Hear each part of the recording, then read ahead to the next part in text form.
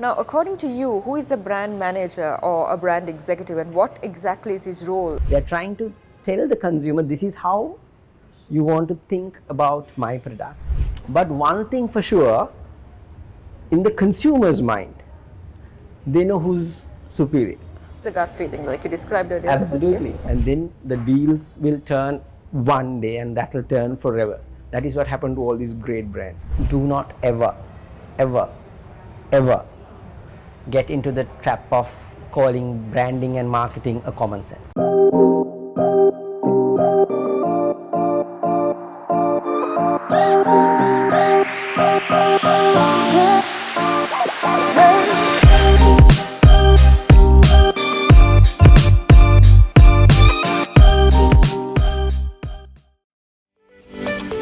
Sir, good morning.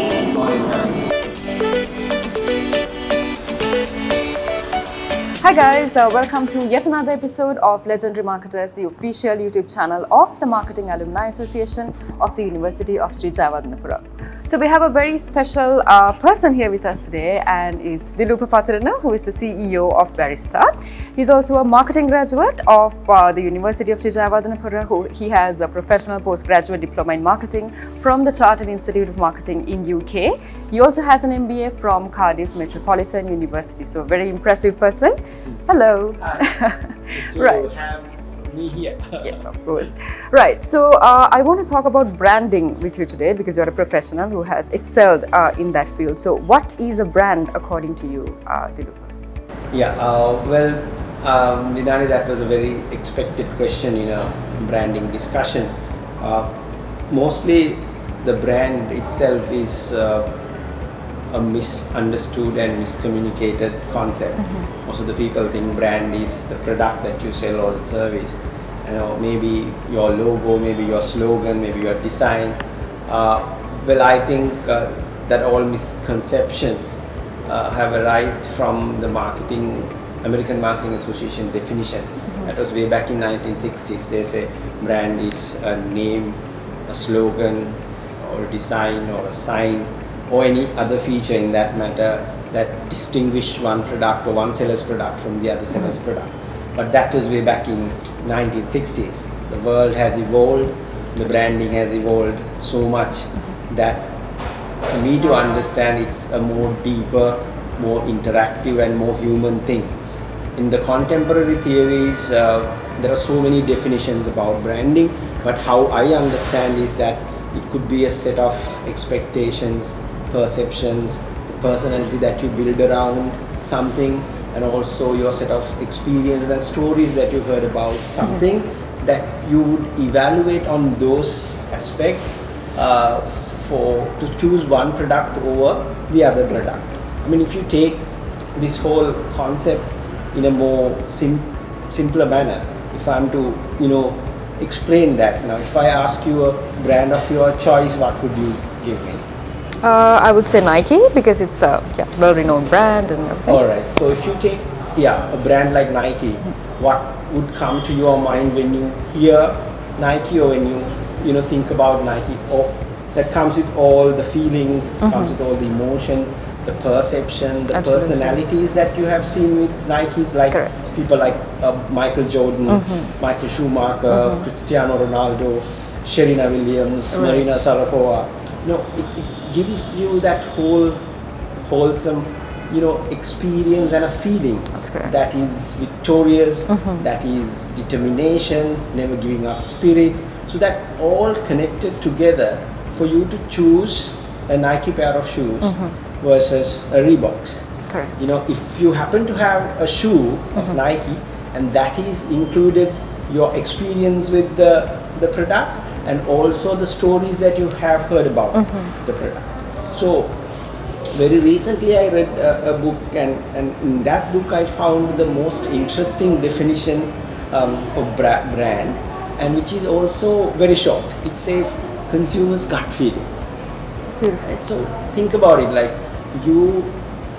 a brand is your gut feeling that you would think this brand would deliver better than the other brand. That brand will give a better solution to my problem than the competition problem. So in a nutshell, it's consumers' gut feel.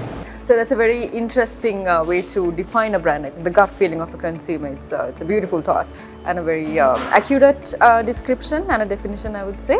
So, what is the importance of a brand to a person or an organization, according to you? How do you see it? Like, how important is it? Well, Dunali, to answer that question, see, I have been a marketer throughout and building brands for some time. And most of the time, any situation, any answer to any situation is mostly marketing bias. But when I say to you that the brand is the most important and the most valuable asset in an organization, I have facts, solid facts for that. For an example, let's take any other big organization or any other big brands, as you call it, in any other categories that you know globally. Let's take Apple for an example in mobile. Let's take Toyota for automobiles, and Marriott Hotels for hotels, Starbucks for cafes, and then Coca-Cola for carbonated drinks, Walmart for supermarkets. So all these big organizations, they're spending millions and millions of dollars in building brands, in marketing. If you really ask why, they should have an answer for that. Some would also argue, well, is that the brand or that superiority that they have in technology or the brand designing or the engineering?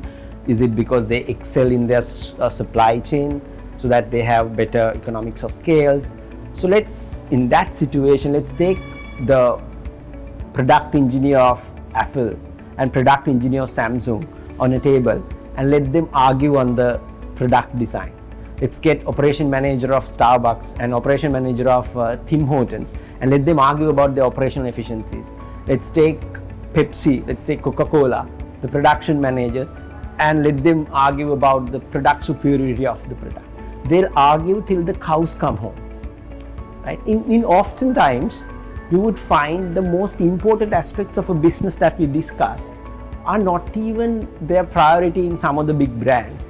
And maybe third person or fourth person have excelled those aspects better than the industry leader. But one thing for sure, in the consumer's mind, they know who's superior.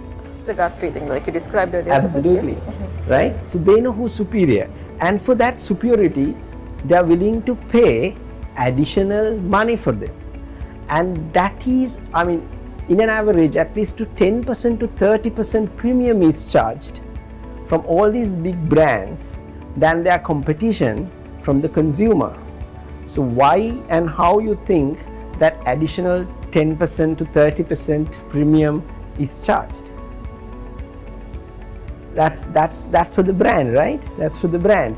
And with that additional 10% to 30%, with that money, they bring that money, they invest in their infrastructure, invest in their technology, invest in their innovations, right? Invest back in their branding, building the brand, and they become greater. So that is why these brands are becoming greater. In marketing or in branding, you see, in consumers' perception, there's a thing called perceived value. That is the money that consumer think it's fair to pay for this brand, right? And in the big brands, that perceived value is always bigger than the rest of the brand. Now, to conclude my argument, if I take an example, Apple is the best organization the planet Earth has ever seen. Their net value 2023 was $3 trillion US dollars. That's $3,000. To put things to perspective, that is 30 times bigger than Sri Lanka's GDP, right? Now, out of that 3,000 US dollars, million US dollars, their brand value is 900 millions. That's almost 1/3.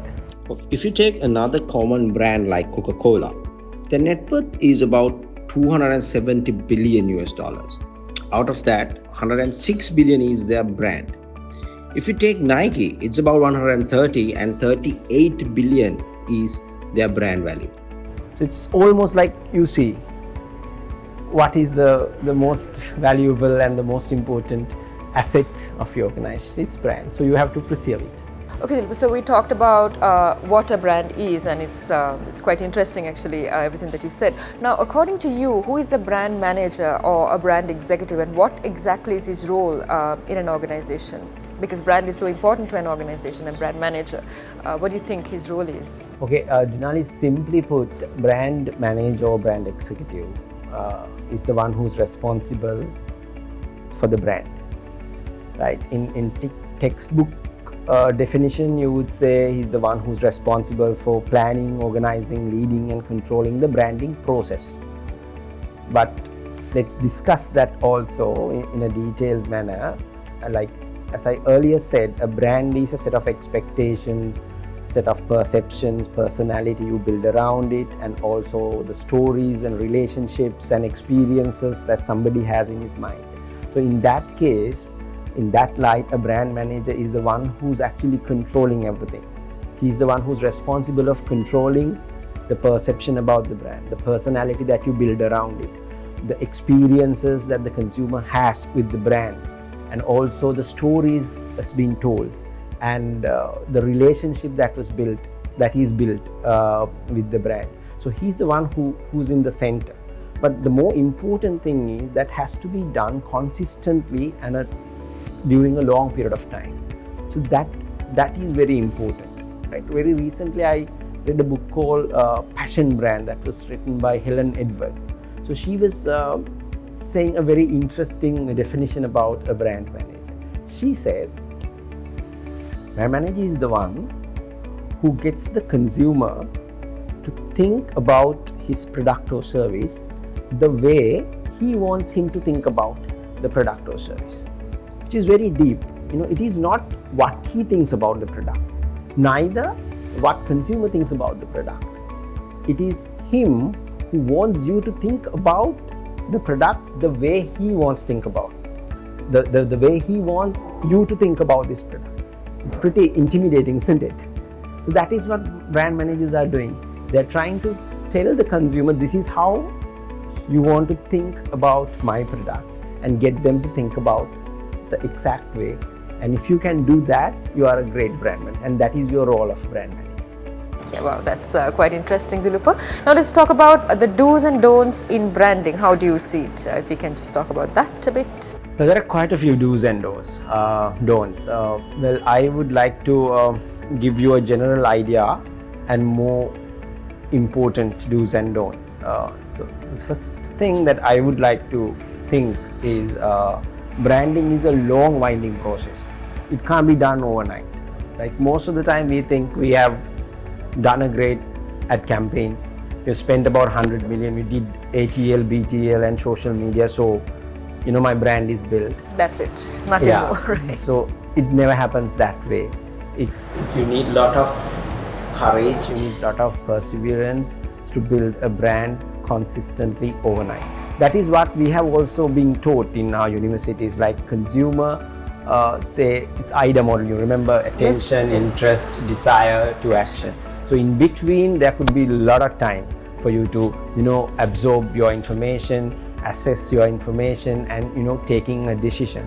So what we really need to think as a brand is it takes a lot of time. Think about Coca-Cola, think about any other brand like Nike, think about Apple. It took a long time to build a brand. So if you are thinking that result would come overnight, it won't happen. That's number one. Number two, and the most important thing that I see in branding, I see a lot of marketeers and brand managers are very ambitious and creative, right? But in most of the cases, they know what to do and how to do. Not only marketing in that sense, in any organization, most of the people know what to do and how to do that. And organizations also interview them beforehand and get to know whether they can do this, whether they know what to do and how to do through their experience, through their academic qualifications. But very few in an organization would know why you are doing that. That is common to any field, but in marketing, you really need to ask that question when you are building a brand.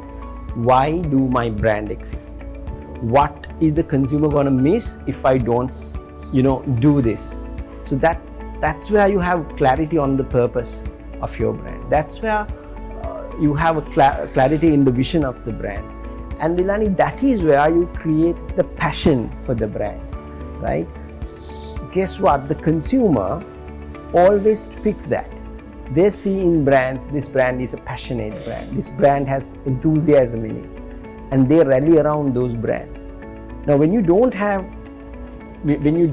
know what is your core values and what is your core purpose of doing this brand, then at that point people get disheartened, disappointed in short terms. Like, I have done this campaign, I didn't get the desired result. I was expecting this amount of feedback, but I was not getting this amount of feedback.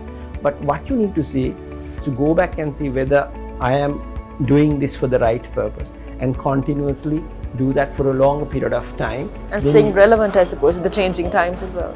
Absolutely. So you need the purpose.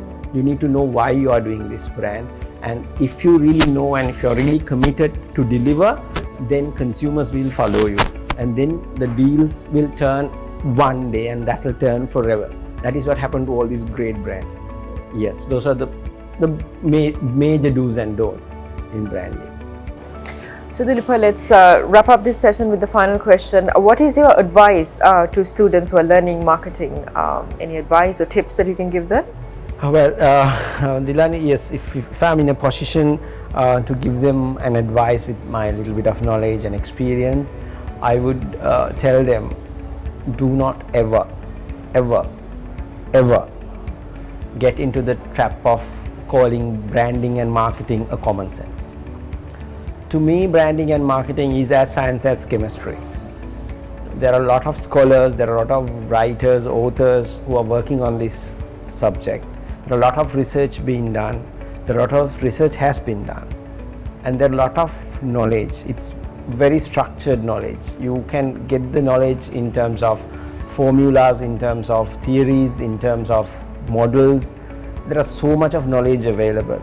But sadly, for some reason, I have this argument with every time I go, even to, for some guest lectures in the universities or education institutes, I always say marketing and branding is as science as chemistry, right? It's just like you add sodium metal and chlorine gas, and then you get, table salt.